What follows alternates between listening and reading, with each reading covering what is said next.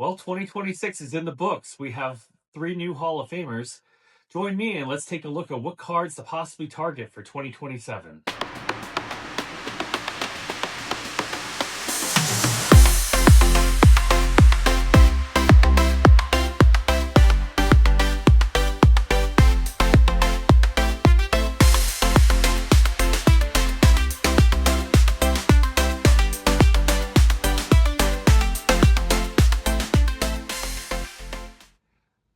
Well, 2026 is in the books, like we said, and we're here to take a look at the guys who were just elected to the Baseball Hall of Fame.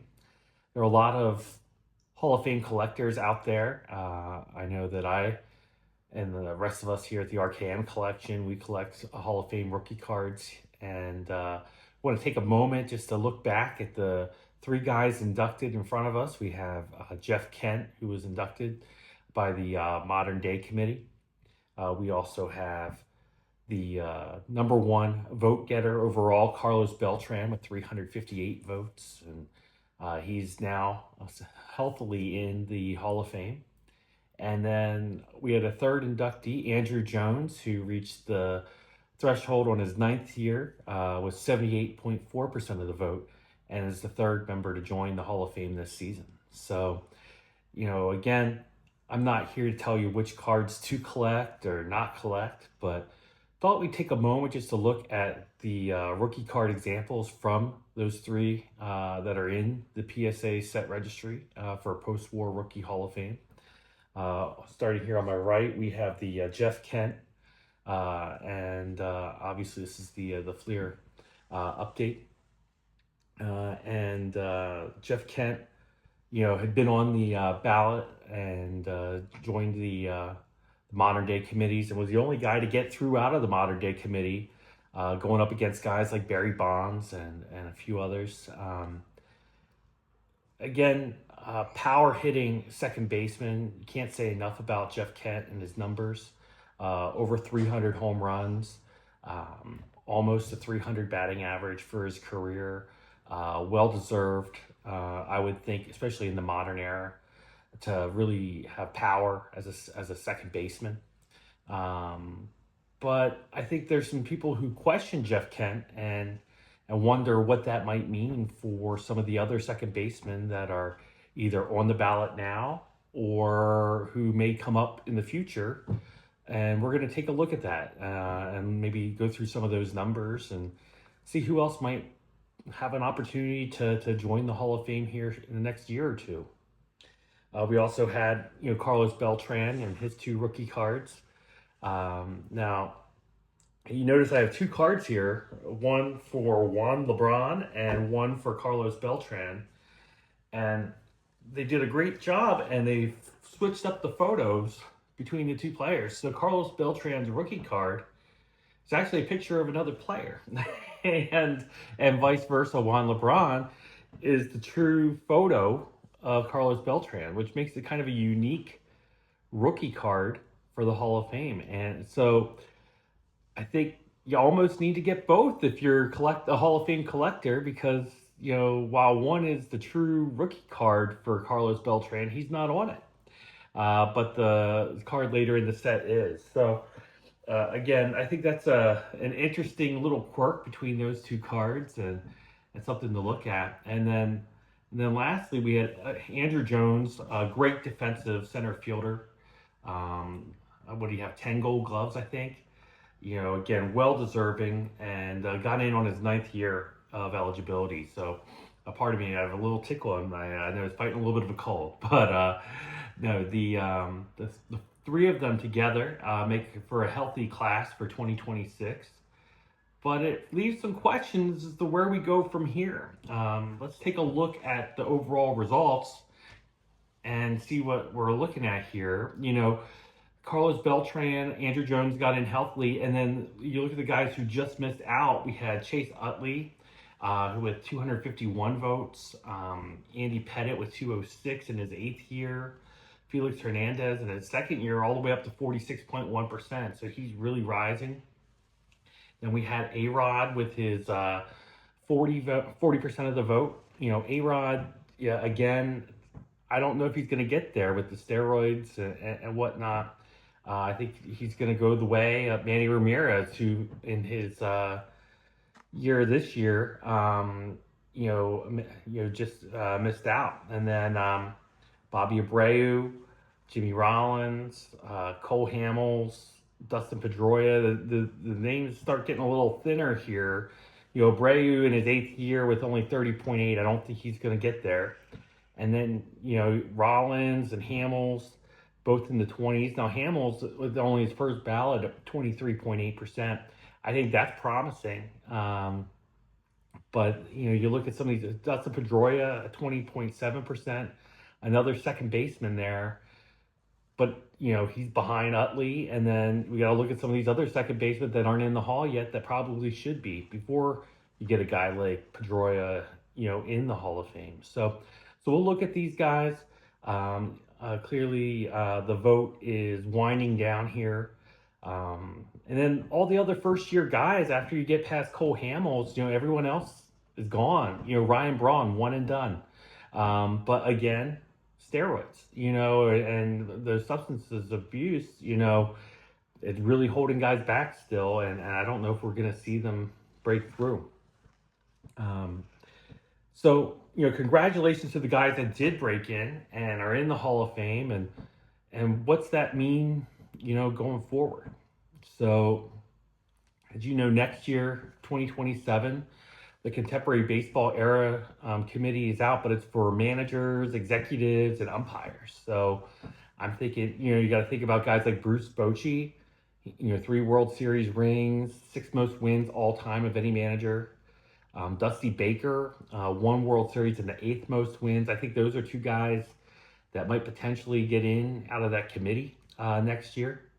But it's not a player year. So all we're going to have are the guys returning from this year and then the newly eligible from 2027.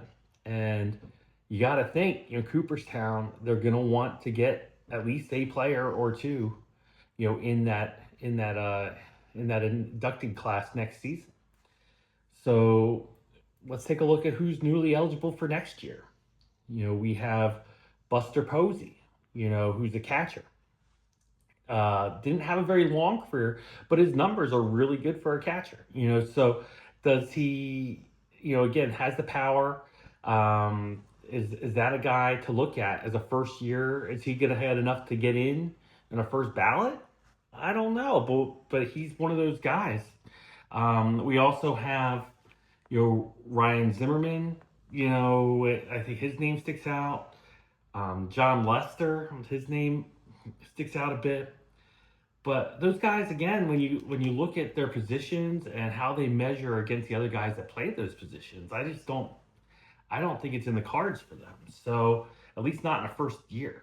So I think you really, when you're looking at, next year and the guys that are coming back, you really got to look at Chase Utley right now. 59.1% of the vote. He was the first guy off. He made a big jump this year. He's only in his 3rd year. I think he has a strong case given where he fits in. I think he's the best guy on the board right now. So, if you take Utley at 59.1%, if he gets enough to get up to 75 just so they can get somebody in, that's gonna open the floodgates. And likewise, with a Buster Posey, what's that mean for Thurman Munson, in a year or so? So, again, I think there's 3 guys newly eligible. You got Posey, Zimmerman, and then John Lester. Again, low. Their JAWS numbers are both low. 0 Cy Youngs from John Lester, so he never had a year where he was clearly better than everyone else. Posey, has the World Series. They kind of redefined the way you play defense at catcher because of him and the shots he took. So, yeah, I think he's a guy you got to look at. And then, obviously, the guys coming back, Utley, does Andy Pettit have enough to get in? Again, there's a little bit of controversy there. I don't know. So, it looks good for Utley, I think, and Hernandez. Felix Hernandez had a really good showing for his second year. He has a Cy Young. He led the league in ERA 2 times. He is 6-time All-Star, Hernandez. And then I really like Cole Hamels here too. His baseball reference grades most similar to Felix Hernandez. So, again, I think, he's a guy, that might see a big jump. Andy Pettit, with all of his postseason success, 5 World Series, I think he leads all pitchers in postseason wins. Did it all in the AL East for mostly. I think that's a guy you got to look at here. But what's that mean for 2028? Because in 2028, we're going to have the Veterans Committee come back at it. And they're going to be, if you get a guy in 2027, like an Utley, to get in, if they take that next best guy next year, what's that mean for Lou Whitaker? What's that mean for Bobby Grich? We'll compare some of their numbers here in just a second, but I think those are some interesting tidbits. If next year in 2027 you do take a Buster Posey in a first ballot, what's that mean for Thurman Munson, a catcher? I think there's clearly some guys that aren't in the Hall that when you look at their numbers and do a modern day analysis of how they played and where they fit in the history of the game, you could say that they're better than what we have to choose from in the current ballot. So, again, I think we're going to have some interesting calls to make. So let's look at some of these guys and some of their rookie cards and what cards to possibly target for next year. Or over the next year or two. If you're looking to get in on these rookies, I wouldn't recommend buying them now. The Hall of Fame vote just happening, I'd wait a little bit, let it cool down. But I think Chase Utley, if he's the guy you're looking at, there's the 2001 Bowman draft, and then he has the 2001 Bowman Heritage. Those are the only 2 rookies for Chase. So if you're a Phillies fan or an Utley fan, or you want to try to get ahead of the game, those are 2 cards I would look at. I know I've looked at them a little bit in the past, those 2. If you're looking at catcher and Buster Posey, that first ballot guy, you have the 2010 tops. And, again, the 2010 tops from Buster Posey, good card to target. That might be one to look at, and then with Felix Hernandez, he has a few rookie cards in 2004, the Topps Chrome traded and the Topps traded, the Bowman Chrome, 2004 cards. I think those are cards, that if you're a believer in Felix Hernandez, maybe that's where you want to look in 2026 this year to be ready for 2027's election. And then, again, it brings up the 2028, because I think 2027 is going to have a lot to say about what happens in that 2028 vote. If you get an Utley in 2027, I don't know how you can leave, these 2 guys off, and that's Lou Whitaker and Bobby Grich. These rookie cards are the ones you'd want to look at. With Grich, it's the 71 tops, and with Whitaker, it's a 78. And, those are 2 cards that I would definitely be looking at this point, if you don't have them already. Grich, we'll start with him, 8th in Jaws with a 58.7, and then he was 9th among all second basemen in WAR with a 71.1 WAR. Lou Whitaker was 13th in Jaws with 56.5 and a 7th overall in WAR at 75.1. Now you compare that to a Chase Utley that we were just talking about. Utley is 12th in Jaws, so he's behind Grich, and he's 15th in WAR, which puts him behind both Grich and Whitaker. So again, if you're looking at Chase Utley and feel like he's that Hall of Famer, if you're going to put him in 2027, that veteran committee's now got to decide these second basemen, do they deserve their due finally? And I think they do. I think they're both Hall of Famers, Bobby Grich and Lou Whitaker. I don't think they'll get in, both of them. But I think if you start letting guys like Chase Utley in, then you definitely need to reevaluate some of these guys from the 70s and 80s.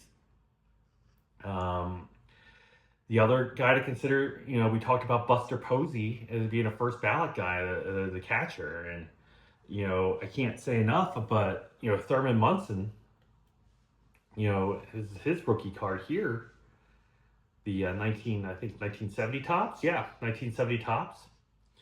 And, the Thurman Munson rookie, that's another one you might want to look at. When you compare Munson's stats to Buster Posey, Munson is 12th in Jaws, a 46 WAR, which puts him 15th among all catchers. Buster Posey's 14th in Jaws and 16th, so he's just behind Thurman Munson, and both had relatively short careers. Obviously, Munson with his early passing, and then Buster Posey, with injuries. Those guys, they didn't play a lot of games. They don't have the numbers per se that you would expect for guys going into the Hall of Fame, but I think if you're gonna get a Posey in there, then you gotta look at Thurman Munson, a catcher. So, what I'm looking at, over the next year, I think I'm looking at definitely Chase Utley. I'm looking at Felix Hernandez. I think he's the best pitcher available at this point. He's got better numbers than Pettit, and then you have Buster Posey potentially as a first ballot. I don't think he gets in. If he does, you gotta look at Munson, you gotta look at Whitaker, you gotta look at Grich in the veteran committee, and I would challenge them to keep that in mind. You also have to throw in the wild card. Now the veteran committee can consider guys like Shoeless Joe Jackson, can consider guys like Pete Rose. How are they going to handle those two gentlemen the first time they're actually able to be voted upon? Both have their lifetime bans removed and are now eligible for the Hall of Fame. What's going to happen there? Or do we need to start? I think in 1963 tops, Rose is one of those cards you need to get. That's one of those grail cards in the hobby. If you don't have one, definitely want to start looking into one. And, and then obviously any Shoeless Joe is going to have value, whether it's the Cracker Jack or even the Play Ball or what have you from 1940. I know it's beyond his career, but I think there's tons of cards we need to start considering if you're a Hall of Fame collector and you've been holding off on them because of their bans. I think, now maybe it's something you need to consider. Again, this is just me and my thoughts, my opinions. I don't know, and what's going to happen over the next year or two, but I think there's things we need to start taking a look at. And I know here at the RKM Collection we are. I appreciate you joining me as we've talked about the guys coming up for election over the next year or two. Either way, enjoy collecting the cards. You may agree or disagree with a certain player or some of their actions, and collect what you love, and you'll be fine regardless. But if you love Hall of Fame players and Hall of Fame rookie cards, I think these are definitely the ones you're going to look at for next year. With that, I do thank you for watching today, and what guys are you looking at for next year? I want to hear from you in the comments. So, leave me a little message. Tell me who you're looking to target. Are you looking for any of these guys? Is there someone else I haven't mentioned that you think is a surefire bet for the Hall of Fame in the next year or two? I'd love to hear it. And, again, happy collecting, and don't forget to like and subscribe.